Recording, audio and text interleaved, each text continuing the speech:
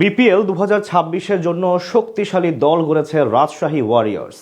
জাতীয় দলের বেশ কিছু তারকা এবং অভিজ্ঞ ক্রিকেটার আছেন তাদের স্কোয়াডে। পাশাপাশি টুর্নামেন্টের শুরুর আগেই তাদের স্কোয়াডে যোগ দিচ্ছেন 6 জন বিদেশি, যাদের নিয়ে পরিকল্পনা সাজাচ্ছে ফ্র্যাঞ্চাইজিটি। রাজশাহী ওয়ারিয়র্সের হয়ে যুক্ত হতে যাওয়া 6 বিদেশিকে নিয়ে বাকিটা জানবো রিপোর্টে।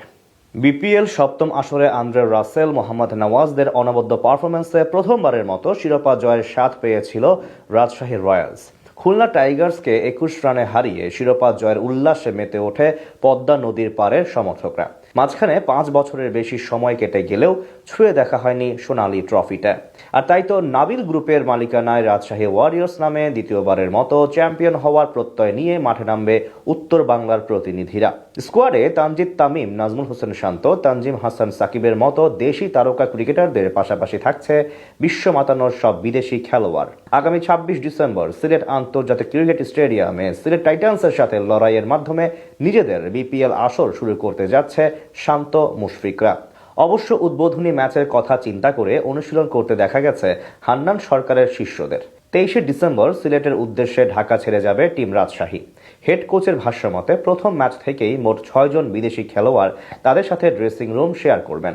এই আসরে রাজশাহী ডাগ আউটে দেখা মিলবে সাহিবজাদা ফারহান, মোহাম্মদ নওয়াজ, জাহানদাদ খানের মতো পাকিস্তানি তারকাদের।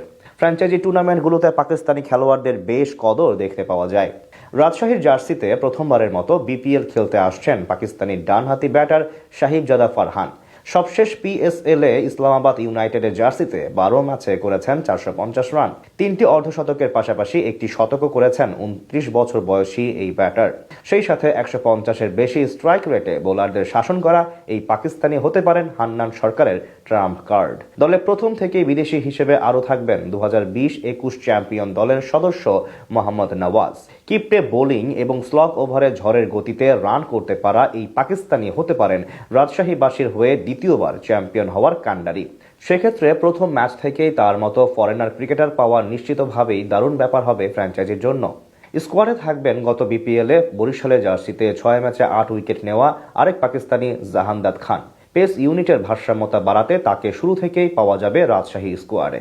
এছাড়াও ড্রেসিং রুম শেয়ার করতে দেখা যাবে পাকিস্তান জাতীয় দলের হয়ে বোলারদের ওপর চড়াও হয়ে যাওয়া ফিনিশার হোসেন তালাতকে। রাজশাহী ডাগ আউটে আরও দেখা যাবে নেপালের হয়ে আইপিএল খেলা একমাত্র ক্রিকেটার সন্দীপ লামিচানকে। এক মৌসুমে বিপিএল খেলা এই লেগ স্পিনার হতে পারেন প্রতিপক্ষের ভীতির কারণ। তাছাড়া একমাত্র লঙ্কান খেলোয়াড় হিসেবে রাজশাহী টিম বাসে থাকবেন গত আসরে চট্টগ্রাম কিংসের জার্সিতে 9 ম্যাচ খেলে 7 উইকেট নেওয়া দীর্ঘদেহী পেসার বিনুরা ফার্নান্দো। সব মিলিয়ে বলা চলে আসরের শুরু থেকেই বেশ কিছু ভালো মানের বিদেশি ক্রিকেটার পেয়ে যাবে রাজশাহী ওয়ারিয়র্স।